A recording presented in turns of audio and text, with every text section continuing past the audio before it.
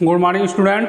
आज की क्लास में आप सभी लोग विस्थापन अभिक्रिया के बारे में पढ़ेंगे। इससे पहले यदि आप सभी लोग हमारे चैनल को सब्सक्राइब नहीं किए हैं तो सब्सक्राइब कर लीजिए और बेल आइकन को भी प्रेस कर लीजिए, ताकि जब भी हम यहाँ से नया वीडियो अपलोड करें तो उसका नोटिफिकेशन आपको सबसे पहले प्राप्त हो जाया करे। और आप लोग उन बच्चों को भी हमारे चैनल के बारे में बताइए जो बच्चे नहीं जानते हैं, और उनसे भी बोलिए वो भी सब्सक्राइब कर लें। ठीक, कृपया चैनल को आप सभी लोग सब्सक्राइब कर लें। बहुत सारे बच्चे ऐसे हैं वीडियो देख लेते हैं लेकिन चैनल सब्सक्राइब नहीं किए हैं, तो आप लोग कृपया सब्सक्राइब कर लें। सब्सक्राइब करने में कोई पैसा या कुछ नहीं लगता है आपका, ठीक है। तो आज की क्लास में आप सभी लोग विस्थापन अभिक्रिया के बारे में पढ़ेंगे। विस्थापन अभिक्रिया क्या होती है इसको ध्यान से समझना है, ठीक है। विस्थापन अभिक्रिया को प्रतिस्थापन अभिक्रिया भी बोलते हैं, डिस्प्लेसमेंट रिएक्शन, ठीक है। तो अब ये है क्या चीज, विस्थापन अभिक्रिया होता क्या है। एक हम व्यवहार में जो आपस में आप दैनिक जीवन में कभी कभार देखने को मिल जाता है, उदाहरण के तौर पर उसको उस अनुसार आपको समझाने का प्रयास कर रहे हैं। जैसे मान लेते हैं ये एक मकान है, ठीक है, और इस मकान पर कोई व्यक्ति बी है जिसका कब्जा है। ये एक मकान है और इस मकान पर बी व्यक्ति, बी नाम का कोई व्यक्ति है जिस पर ये कब्जा कर रखा है, और एक व्यक्ति और है जो ये है। अब ये कहता है बी का कब्जा है ये पर, मकान जो है ये मकान आपका है और इस मकान पर बी व्यक्ति का कब्जा है, लेकिन ए व्यक्ति है वो कहता है कि ये मकान मेरा है। क्या है, वो मकान मेरा है। अब आपको ये देखना है कि ये और भी दोनों व्यक्ति हैं, तो अब ये पता नहीं है किसी का मकान है, लेकिन बी इस पर कब्जा कर रखा है और ये कहता है कि मेरा मकान है। यदि ये व्यक्ति बी से, ये वाला व्यक्ति बी से शक्तिशाली है, क्या है, शक्तिशाली है, पावरफुल है, ठीक, तो क्या करेगा। या मान लेते हैं ये वाला व्यक्ति, जो ये व्यक्ति जबरदस्त है, बी वाला कमजोर है, ये शक्तिशाली है, बी कमजोर है, तब होगा क्या, तब ये वाला व्यक्ति इस मकान में से बी को निष्कासित कर देगा, निकाल देगा, और वो मकान, यहाँ मकान पर कब्जा कर लेगा ये, और बी व्यक्ति जो होगा वो बिना मकान के रह जाएगा। मतलब मकान उसको छोड़ देना पड़ेगा, जबरदस्ती छोड़ दिया जाएगा, ये ने जबरदस्ती। तो यहाँ देखा आपने क्या किया, ये ने इस मकान में से बी को विस्थापित कर दिया। चलिए बी को हम मकान के अंदर लिख लेते हैं, मकान में है या बाहरी मकान पर कब्जा, चलिए दोनों सही है। मतलब मकान पर कब्जा किसका था, बी पर, ये शक्तिशाली था, तो ये ने इस मकान में से बी को बाहर कर दिया, बी से मकान छीन लिया और मकान पर कब्जा किसका हो गया, ये का। तो यहां पर हुआ क्या, आपने क्या देखा कि ये ने, ये व्यक्ति ये ने बी को उस मकान से विस्थापित कर दिया, तो ये विस्थापन अभिक्रिया हुई। ऐसे इसमें भी होगा। तो कुछ तत्व का नाम सुना है, एलिमेंट, बहुत सारे तत्व हैं, hydrogen, sodium, potassium, magnesium, calcium, aluminium, platinum, A G, सोना, चांदी, पारा, ये सारे बहुत तत्व हैं, क्लोरीन, ब्रोमीन, आयोडीन, सारे तत्व हैं। तो हम उन तत्व में धातु की बात करेंगे। तो धातु में है sodium, potassium, magnesium, calcium, aluminium, तांबा, सिल्वर, ये सारी चीजें हैं। तो इसमें सबकी सब बराबर शक्तिशाली नहीं होते हैं, कुछ शक्तिशाली होते हैं। तो यहाँ शक्तिशाली का मतलब हम लेंगे वो अभिक्रियाशीलता, जो तत्व, जो धातु या जो तत्व धातु पर आधारित होगा, तो जो धातु अधिक अभिक्रिया करते हैं वो अधिक अभिक्रियाशील कहलाएंगे, जो धातु कम अभिक्रिया करते हैं वो कम अभिक्रियाशील कहलाते हैं। यहाँ अभिक्रियाशीलता के ये लिख दिया गया है। अब कौन तत्व अधिक अभिक्रियाशील है, कौन तत्व कम अभिक्रियाशील है, इसके आगे वाले लेसन में, तीसरे लेसन में पढ़ेंगे, लेकिन ये आप इन्हीं क्रम में नोट कर लीजिएगा और याद रखिएगा। जो तत्व सबसे ऊपर है वो अधिक अभिक्रियाशील है, जो नीचे है वो कम अभिक्रियाशील है।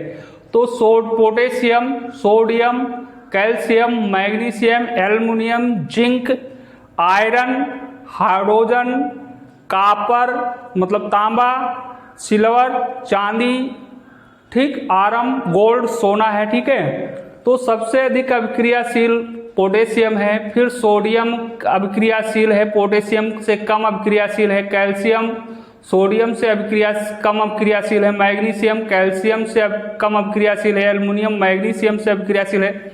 मतलब जैसे जैसे नीचे हैं, जो तत्व नीचे हैं उनकी अभिक्रियाशीलता कम है, जो ऊपर है उनकी अभिक्रियाशीलता अधिक है। तो इसी क्रम में नोट करके रखिएगा, तो ये विस्थापन अभिक्रिया में बात तक आएगी। तो ये उदाहरण आपने देखा, इस उदाहरण के माध्यम से अभिक्रिया को हम समझाने का प्रयास कर रहे हैं, ठीक है, विस्थापन अभिक्रिया को। तो विस्थापन अभिक्रिया की परिभाषा बहुत प्रकार से हो सकते हैं, लेकिन एक डेफिनेशन लिखा है, वह रासायनिक अभिक्रिया जिसमें अधिक अभिक्रियाशील तत्व या धातु भी कर सकते हो, वह रासायनिक अभिक्रिया जिसमें अधिक अभिक्रियाशील तत्व, मतलब ऐसे तत्व जो अधिक अभिक्रियाशील तत्व हैं, कम अभिक्रियाशील तत्व को अधिक अभिक्रियाशील तत्व, कम अभिक्रियाशील तत्व को उसके यौगिक, कम अभिक्रियाशील तत्व का कोई यौगिक है। अगर कोई कम अभिक्रियाशील तत्व है, जैसे हमने लिया ये कैल्शियम ले लिए, चलो कैल्शियम ले लिए, और एक ये Cu ले लिए, ये कैल्शियम है, ये कॉपर है। अब कैल्शियम अधिक अभिक्रियाशील तत्व है और Cu कम अभिक्रियाशील तत्व है। देखो कैल्शियम ऊपर है Cu से, तो अगर कम अभिक्रियाशील का कोई यौगिक CuSO4 ले लिया, ये कॉपर सल्फेट है, ये कॉपर का एक यौगिक है कॉपर सल्फेट, ये कम अभिक्रियाशील तत्व है। Cu कम अभिक्रियाशील तत्व है और ये कम अभिक्रियाशील तत्व का यौगिक है।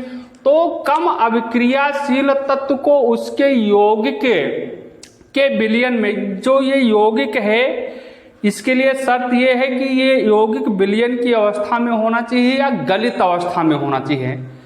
विलयन में से विस्थापित कर देता है, मतलब अगर अधिक अभिक्रियाशील तत्व, कम अभिक्रियाशील तत्व को उसके यौगिक के विलयन में से विस्थापित कर देता है, तो उस अभिक्रिया को हम विस्थापन अभिक्रिया कहते हैं। जैसे देखो Ca प्लस Cu, या नीचे ही लिखो इसके, जैसे देखो बेटा, ये Ca अधिक अभिक्रियाशील है, ये शक्तिशाली था, और CuSO4, ये Cu कम अभिक्रियाशील तत्व है, और SO4 ये CuSO4 का विलयन है।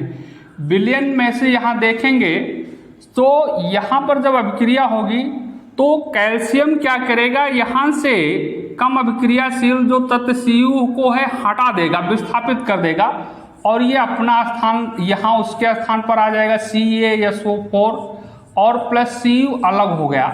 तो यहाँ पर देख रहे हैं हम कि कैल्शियम परमाणु कैल्शियम तत्व ने कॉपर सल्फेट के विलयन में से कॉपर को क्या कर दिया, विस्थापित कर दिया।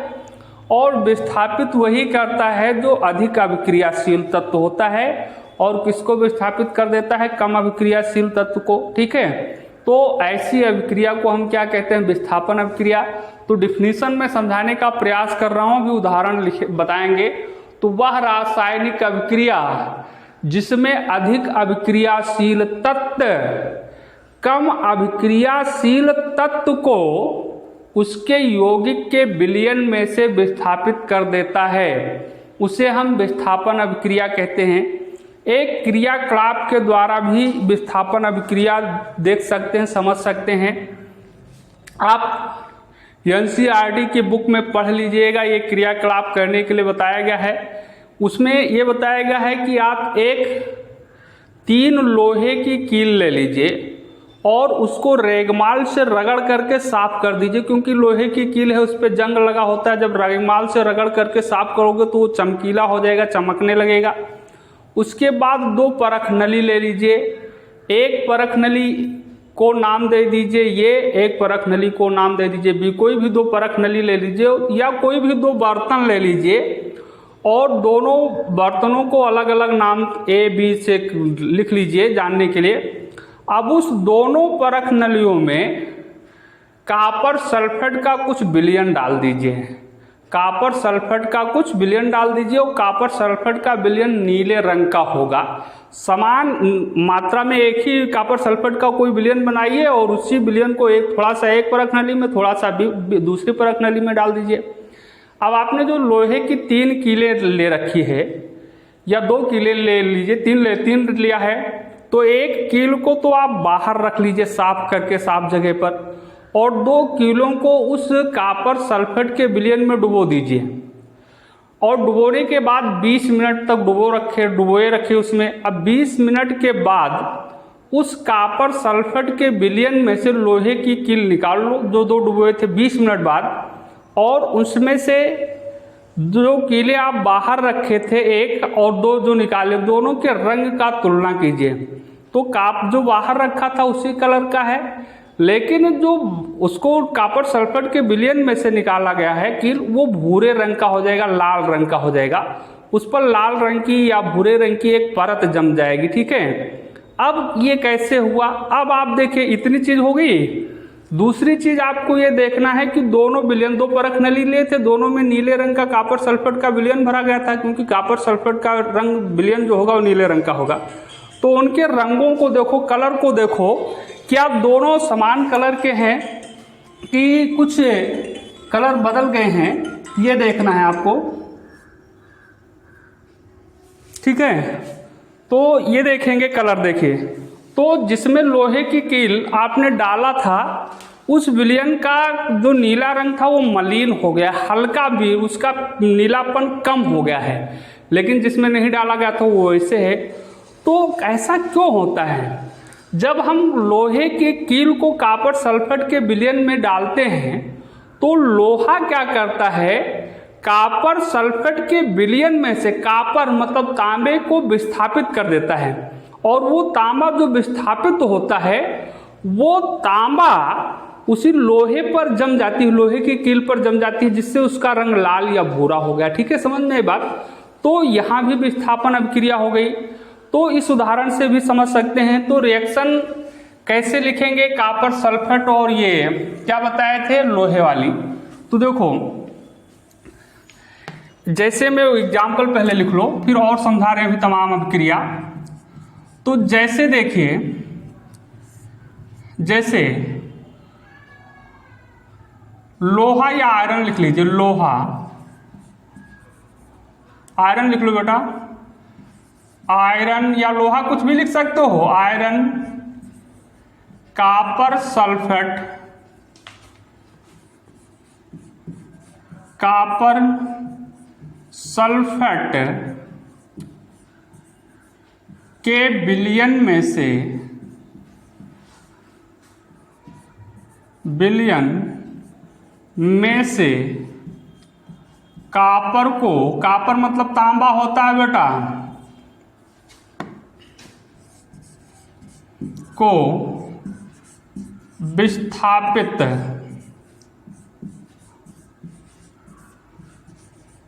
कर देता है। ठीक है, रिएक्शन कैसे लिखा जाएगा? देखो CF ये लोहा हो गया, प्लस CuSO4 ये कॉपर सल्फेट का विलयन है, कॉपर सल्फेट है, CuSO4 बेटा कॉपर सल्फेट होगा। अब रिएक्शन जो होगा तो यहां से देखो ये हो जाएगा FeSO4, मतलब Cu कॉपर सल्फेट के साथ जुड़ा था, SO4 के साथ जुड़ा था।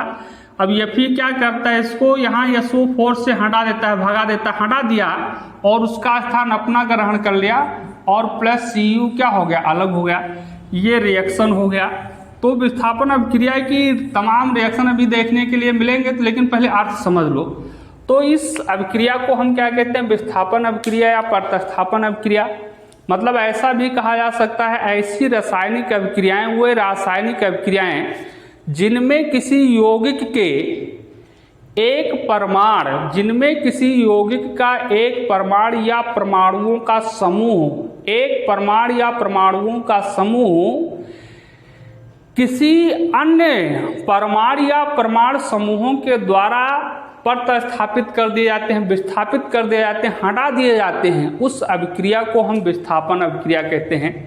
जैसे और देख लीजिए, जैसे मान लेते हैं एक तत्व AB है और एक तत्व CD है या BC है, ये यौगिक है, BC आपका कोई यौगिक है। अब इसमें ये क्या करता है, ये BC जो यौगिक है इसमें से B को हटा दिया और ये बन गया ACC के साथ ये आ गया और B अलग हो गया। तो इस प्रकार की अभिक्रिया को हम क्या कहते हैं, विस्थापन अभिक्रिया या प्रतिस्थापन अभिक्रिया। अब बात आई तो परिभाषा कुछ भी याद रख सकते हैं, वह रासायनिक अभिक्रिया जिसमें अधिक अभिक्रियाशील तत्व कम अभिक्रियाशील तत्व को उसके यौगिक के विलयन में से, लेकिन जो कम अभिक्रियाशील तत्व का यौगिक है वो यौगिक या तो विलयन की अवस्था में होनी चाहिए या तो गलित अवस्था में होना चाहिए, में से विस्थापित कर देता है, उसे विस्थापन अभिक्रिया या प्रतिस्थापन अभिक्रिया कहते हैं। ठीक है, लेकिन अधिक अभिक्रियाशील तत्व ही यौगिक में से कम अभिक्रियाशील तत्व को विस्थापित कर सकता है। जैसे अगर मान लेते हैं Ag लिखा होता है, Ag और CuSO4 के विलयन में, अगर मान लेते हैं कॉपर सल्फेट के विलयन में चांदी की कोई छड़ या चांदी का तार या चांदी का कुछ डाल दिया जाए तो Ag का देखो यहाँ पे देखिए Ag Cu से नीचे है, मतलब चांदी तांबा से नीचे है, तो ये कॉपर सल्फेट के विलयन में से Ag Cu को विस्थापित नहीं कर पाएगा, यहाँ नो रिएक्शन होगा, कोई अभिक्रिया नहीं होगी। ये ज्यों का त्यों रहेगा, ना तो विलयन के रंग में कोई परिवर्तन होगा ना तो चांदी के कोई रंग में परिवर्तन होगा, मतलब कोई अभिक्रिया होनी ही नहीं है। तो आपको ये ध्यान रखना बेटा कि जो अधिक अभिक्रियाशील तत्व होते हैं वो अपने से कम अभिक्रियाशील तत्व को उसके यौगिक के विलयन में से विस्थापित कर देते हैं। ठीक है, तो अब आप तमाम उदाहरण, एक एग्जाम्पल आपने देखा, दूसरा एग्जाम्पल और देख सकते हो। ऐसे जिंक कॉपर सल्फेट के विलयन में से कॉपर को विस्थापित कर देता है। ठीक है, पहला एग्जाम्पल। दूसरा उदाहरण में लिखोगे जिंक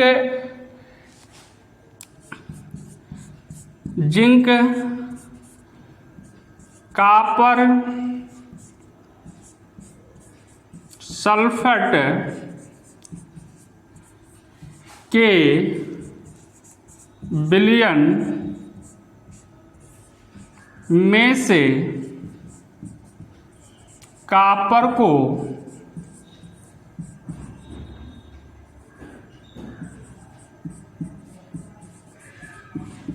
विस्थापित, लिखा है बेटा, विस्थापित कर देता है। अब इसका रिएक्शन भी लिख सकते हो, Zn प्लस CuSO4, बहुत इजी रिएक्शन, सैंपल। अब यहाँ से Cu हटा दो, Cu के स्थान पर Zn कर दो, तो ये हो जाएगा ZnSO4 zinc sulphate plus Cu क्या हो गया, अलग हो गया। ये भी आपका विस्थापन या प्रतिस्थापन अभिक्रिया का उदाहरण है। ठीक, बात समझ रहे हैं। अब देखो बेटा, इसको हम मिटाल देते हैं, ये दो उदाहरण नोट कर लीजिए। इस चीज को आप कहीं अलग नोट कर लीजिएगा ताकि ये आपको याद रहे कि कौन तत्व अधिक अभिक्रियाशील है, कौन तत्व कम अभिक्रियाशील है। जो ऊपर है वो अधिक अभिक्रियाशील, जैसे पोटेशियम सोडियम में बात करें तो पोटेशियम सोडियम से अधिक अभिक्रियाशील है, या कैल्शियम आयरन से बात करें तो कैल्शियम ऊपर है आयरन से, तो कैल्शियम अधिक अभिक्रियाशील है और आयरन कम अभिक्रियाशील है। तो और अन्य उदाहरण देखने को आप देखिए। अब तमाम एग्जाम्पल इसमें लिख सकते हैं। एक ही विलयन हम कॉपर सल्फेट का ही लेते हैं। अब कॉपर सल्फेट का विलयन लिया गया। ठीक, थर्ड उदाहरण में आप लिखिएगा, चलिए हम कैल्शियम लेते हैं, तो क्या लिखोगे, कैल्शियम कॉपर सल्फेट के हिंदी लिख लेना, लिखना चाहते होंगे तो। अब हम बार बार थोड़ी लिखेंगे, मैग्नीशियम का कैल्शियम ले हैं, कैल्शियम कापर सल्फेट के विलयन में से कापर को विस्थापित कर देता है।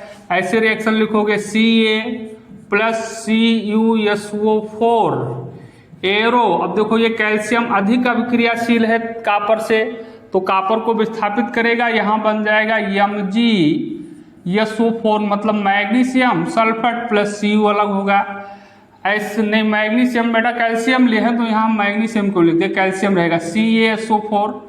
ऐसे थर्ड फोर्थ उदाहरण में आप ले सकते हैं Mg+CuSO4 एक ही विलयन का लिए हैं, ठीक है। अब देखो मैग्नीशियम अधिक अभिक्रियाशील तत्व है कापर से, तो ये बनेगा reaction MgSO4 magnesium sulphate plus Cu अलग हो गया, तांबा अलग हो जाएगा। ऐसे पांचवें में एल्युमिनियम ले लेते हैं +CuSO4, तो एल्युमिनियम कापर से क्या है अधिक अभिक्रियाशील है, वहां से देखने के लिए मिल रहा है। तो अब इसमें लिखोगे क्या, हिंदी में लिखना चाहते होंगे तो क्या लिखोगे, एल्युमिनियम कापर सल्फेट के विलयन में से कापर को विस्थापित कर देता है, तो ये हो जाएगा Al2SO4 का होल थ्वाइट बनेगा। मतलब एल्युमिनियम सल्फेट का अणुसूत्र Al2SO4 का होल थ्वाइट होता है। जैसे Al की संयोजकता 3 होती है, SO4 की संयोजकता -2 होती है, तो ये संयोजकता यहाँ आ जाता है और ये संयोजकता यहाँ आ जाती है, बदल जाती है। तो इस प्रकार से बनता है ये Al2SO4 का होल थ्वाइट। ये चीज़ कक्षा 9 में पढ़ाया गया बेटा, ठीक है। तो ये हो गया, और प्लस आपका Cu अलग हो जाएगा, तो इस रिएक्शन को बैलेंस भी करना होगा। एल्युमिनियम यहाँ 2 है तो हम 2 लिख लेते हैं, SO4 3 है तो यहाँ 3 लिख लेते हैं। अब Cu 3 हो गया, यहाँ 3 लिख दिया जाएगा, ठीक। ऐसे आपने छठवां रिएक्शन लिख सकते हो, जिंक का लिख चुके हैं, ठीक। Fe का ले लो, तो Fe देखिए Fe+CuSO4 ये भी रिएक्शन आपने लिखा है, तो ये हो जाएगा आपका FeSO4 प्लस Cu। तो देखिए तमाम रिएक्शन आप तमाम उदाहरण लिख सकते हैं, ये सारी अभिक्रियाएं विस्थापन अभिक्रिया हैं। यहाँ पर कैल्शियम कापर सल्फेट के विलयन में से कापर को विस्थापित कर दिया, यहाँ मैग्नीशियम कापर सल्फेट के विलयन में से कापर को विस्थापित कर दिया। विस्थापित करने का मतलब अलग कर देना कुछ से, ठीक है। यहाँ पे एल्युमिनियम कापर सल्फेट के विलयन में से कापर को विस्थापित कर दिया, यहाँ पे आयरन कापर सल्फेट के विलयन में से कापर को विस्थापित कर दिया, ठीक है। अगर अभी हमने आपको बताया था कि मान लेते हैं Ag ले लेते हैं, ठीक है, Ag+CuSO4,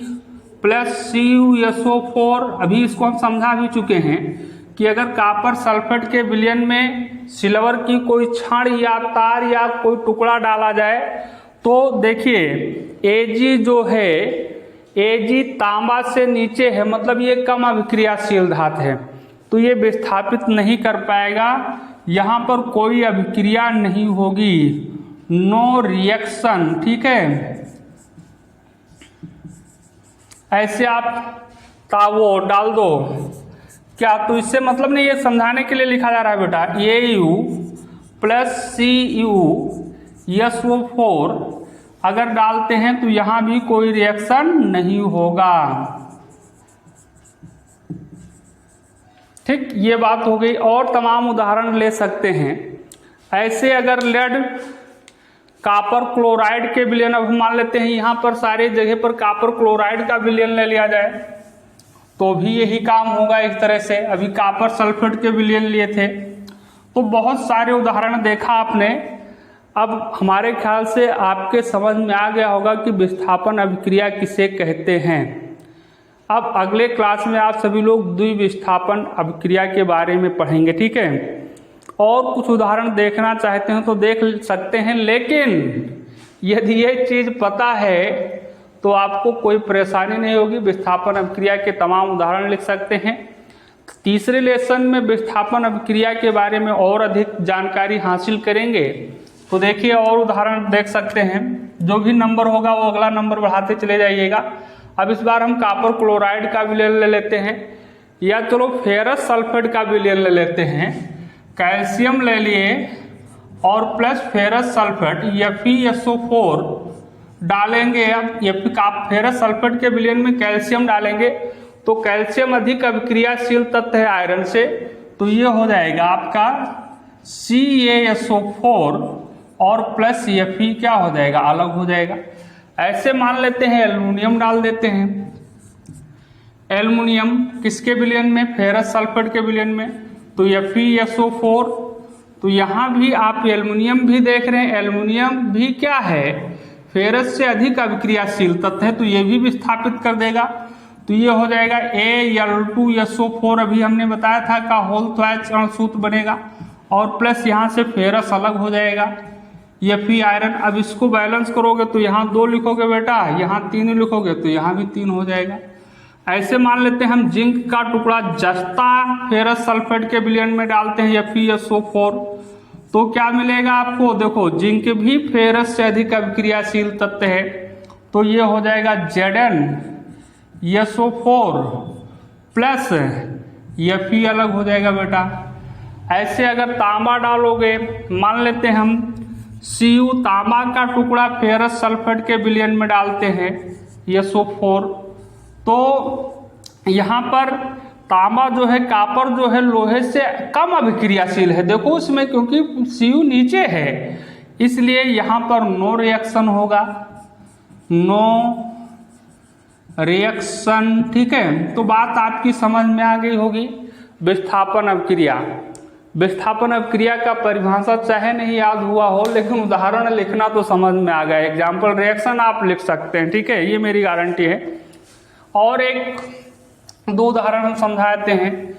चलिए कापर सल्फेट का विलयन ले लीजिए।